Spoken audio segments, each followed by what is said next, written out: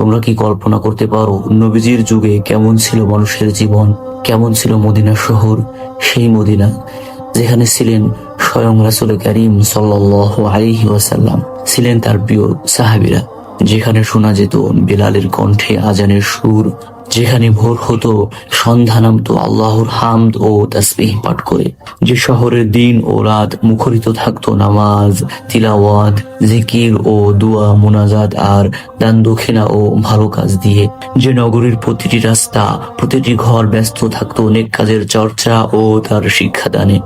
কত সুন্দর, কত পবিত্র ছিল সেই শহর, কত সুখ আর শান্তিতে ভরপুর ছিল সে শহরের বাসিন্দাদের মন।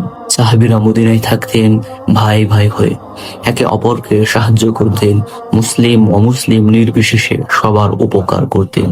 তারা খুব সহজ সরল জীবন যাপন করতেন, কিন্তু সে জীবন ছিল চমৎকার। তারা পরস্পরকে ভালোবাসতেন, আর সবচেয়ে বেশি ভালোবাসতেন আল্লাহ ও তার রাসূলকে।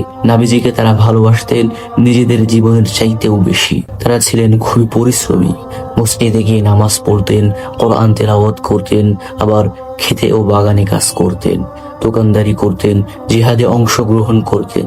তারা প্রতিদিন নবী করিম সাল্লাল্লাহু আলাইহি ওয়াসাল্লামের কাছ থেকে নতুন নতুন জিনিস শিখতেন। নবীজি যখন যা বলতেন তা ভালোভাবে মনে রাখতেন, সে অনুযায়ী সব কাজ করতেন। বড়দের মতো ছোটরাও ছিল নেক কাজে অগ্রগামী। নবীজির মসজিদে গিয়ে নামাজ আদায় করত, নবীজির হাদিস শুনতো, বাবা মা ও বড়দের কাছ থেকে আদব আখলাক শিখত, ঈমান শিখত, কোরআন শিখত। তারা বড়দের সম্মান করত, মা বাবার কথা মতো চলতো, তাদের কাজে সাহায্য করত।